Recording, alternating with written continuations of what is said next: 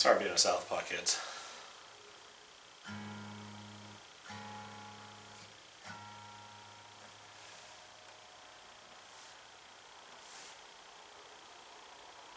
I don't know how to play guitar.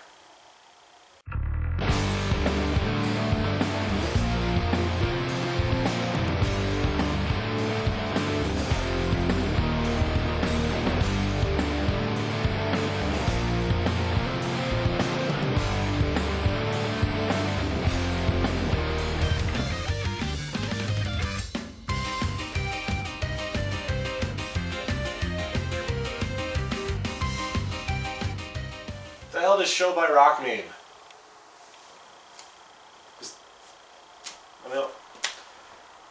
Nobody asked? I'm kind of embarrassed to admit that I like this show a whole lot more than I was initially expecting to, but here we are. I went into Show by Rock thinking that I'd have some real good grump fodder for this, since it hits a lot of those things that I don't really care for in modern anime, at least on the surface. It's really cutesy, it's about a music group, it's got these goofy-ass costumes. I figured this would be another one of those flash-in-the-pan, no-substance shows that wanted to be K-On! Without putting in the work. Man, I hate it when I'm wrong. Show by Rock actually has a lot of substance to it, and more the fool me for looking at it sideways to start. Anyway, let's get into the meat of this. The story, as we've been shown, follows Cyan, in this case, depending on your accent. She wants to tag into her school rock club, but she's too shy for her own good, as anime heroines often seem to be. Not too shy to sing in front of her whole class accidentally, though. Whoops. But while she's busy playing the actual Show by Rock phone game, it crashes out on her, then proceeds to suck her into a world called Midi City. Pause for laughter. Here, she's gifted with a magical guitar and turned unceremoniously into a cat girl. Still with me? While she watches what I'm led to believe is an Oshada K band, they get attacked by a giant CG monster. The band goes Super Saiyan and now they're fighting it, I guess? And they switch between their little chibi form and their regular badly dressed forms without much ceremony or explanation. But when the monster proves too much for Trichronica, the band, to handle, Cyan rocks out on her guitar Strawberry Heart and blasts the monster to shreds. All while being a cute little mew mine. I know anime has a reputation for being fucked up, but this is sort of dizzying. So from there, as soon as she lands and gets her head on straight, she immediately gets an offer from Maple Arisugawa, this weird little egg dude, to join his label.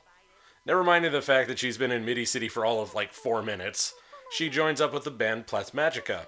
At no point does she remember to say, by the way, I'm from another world, and I have a magic guitar that talks to me, but then this show does kind of forget what happened in the first episode without a second thought.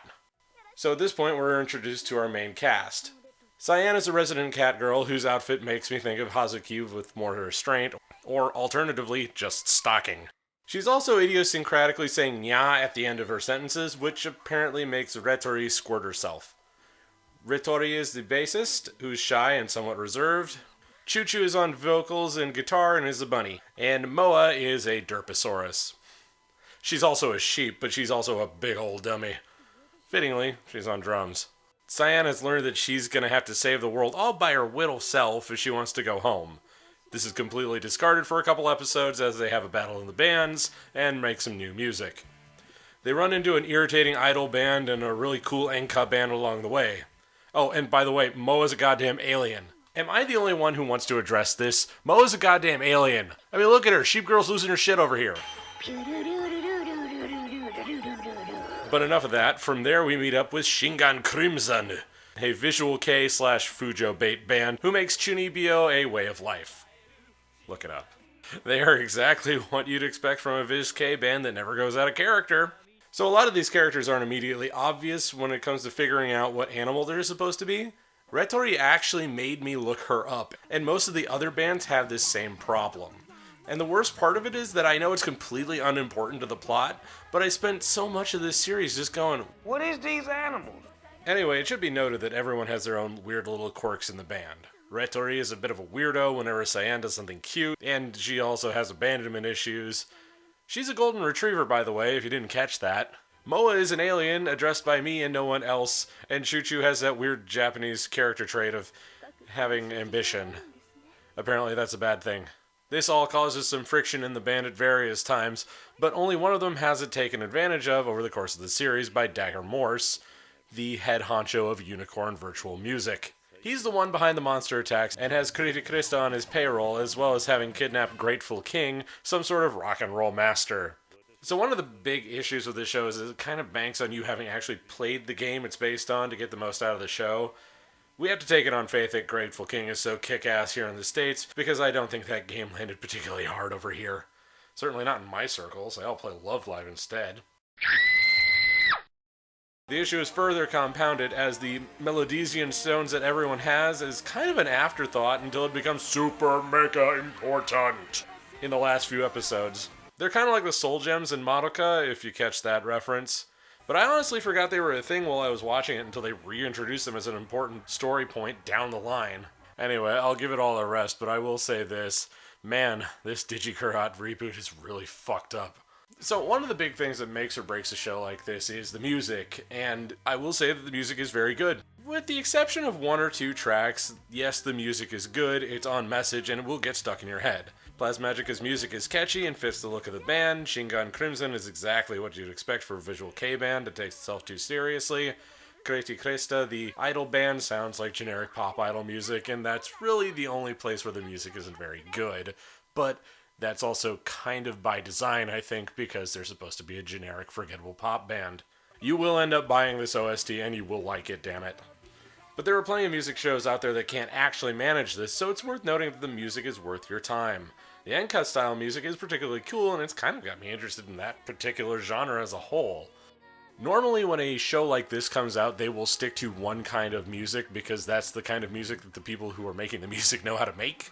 So for them to spread out like this, obviously they have a game behind it so they can pull from that, and they have these various different styles.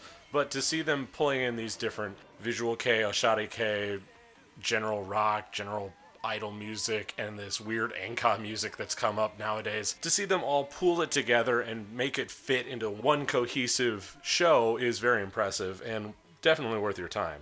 Another thing worth noting is how good the CG in this series looks. If I've said it once, I've said it a million times, Japanese CG always looks like shit. Unless, of course, they have that Sanrio money behind it. Here comes the money! Here we go. Money talk. Here comes the money! It is a rare sort of series that has CG that doesn't look like butt, but the models here all have weight and gravity to their motion that makes it worth looking at. And I'm not kidding, Sanrio has a hand in this.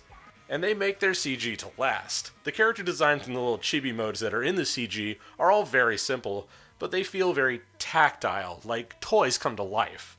If they dropped a few frames out of it, it would actually look like stop motion. It's good stuff all across the board. So, while I enjoyed Show by Rock overall, it is also worth noting that the show takes a few very weird, dark turns. Some that come just out of left field. There are some huge character reveals that should have been addressed a lot sooner, but I'm sure it will have more impact in Season 2. That's another video altogether, of course.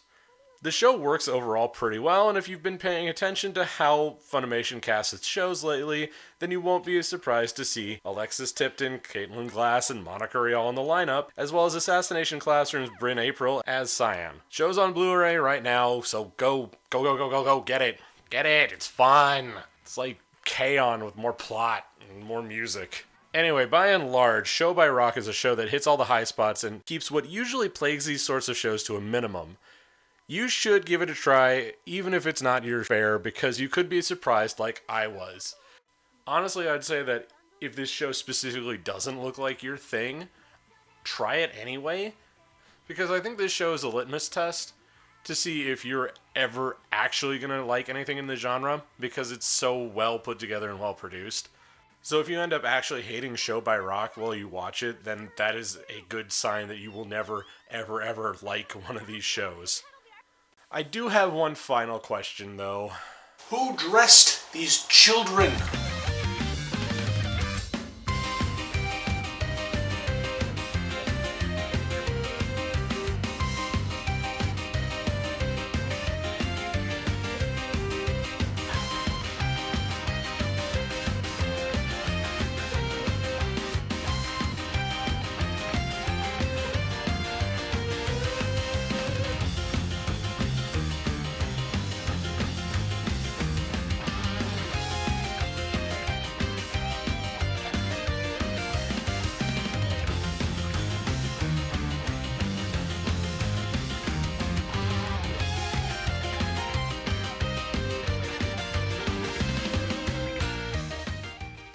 Do-do-do.